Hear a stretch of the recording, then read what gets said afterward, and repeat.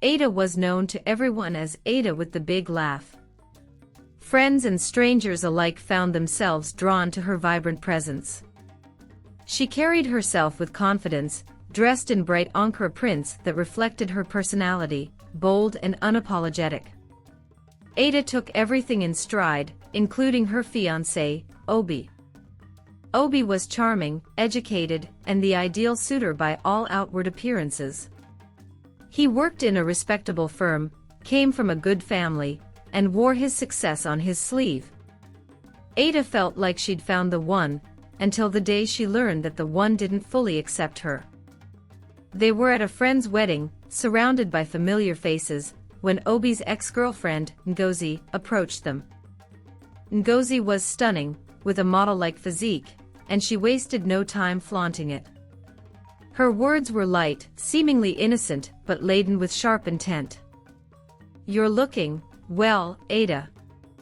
Obi has always had such a sweet spot for big personalities." She said the words with a smirk, and Ada saw the sly glances others exchanged around them. She expected Obi to stand up for her. But instead, he shifted uncomfortably and laughed along. Later that night, when they were alone, Ada finally asked, "Did you agree with her?" "Come on, Ada, it was just a harmless joke," he said.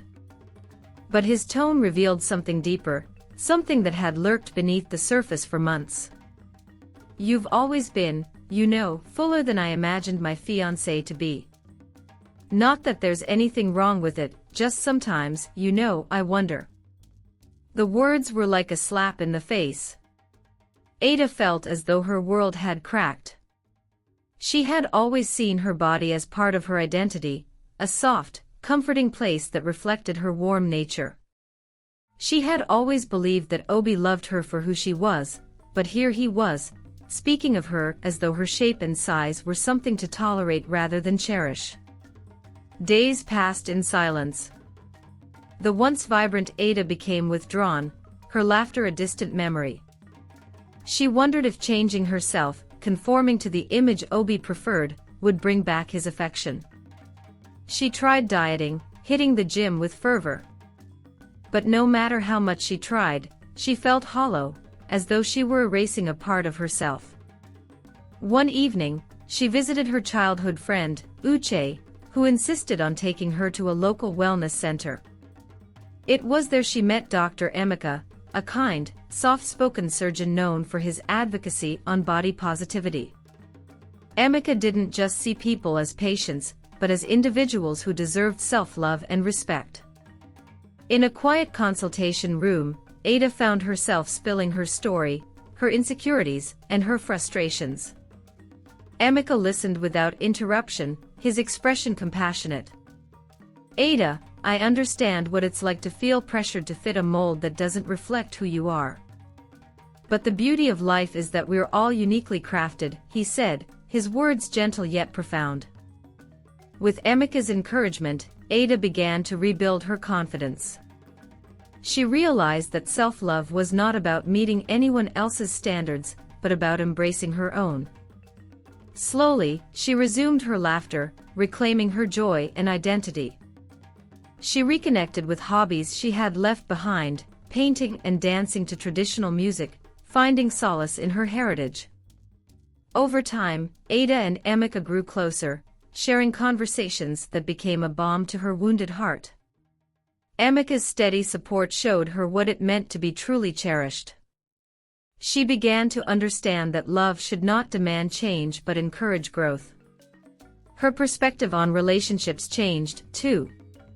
She no longer saw her future tied to Obi, but rather to the life she wanted to lead, one where she was wholly herself.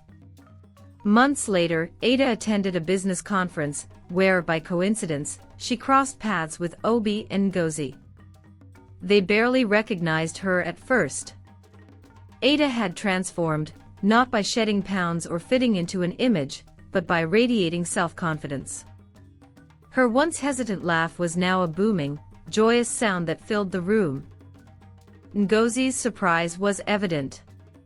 "Ada, you look different." Ada simply smiled, her eyes bright with self-assurance. Yes, Ngozi, I chose to become someone who values herself. And that has made all the difference. Obi, uncomfortable and fumbling for words, finally managed, Ada, it's good to see you like this. It's good to be like this, she replied softly, her words heavy with meaning. Walking away from the encounter, Ada felt a sense of closure. She had once believed her worth depended on Obi's love, but she knew now that real love had to begin with herself. With each step, she felt lighter, free from the weight of someone else's expectations. A few months later, surrounded by friends, family, and Emeka, who had become a steadfast part of her life, Ada celebrated her new art exhibit showcasing her journey of self-discovery. She was now a mentor to young girls, inspiring them to embrace their unique beauty. And whenever they'd ask how she found her confidence, she would smile and say, I stopped looking for approval in others and chose to rise above. Thank you for joining us on this storytelling journey. If you enjoyed the tale, please like the video, share with others, and share your thoughts or favorite parts in the comments section below. We'd love to hear from you.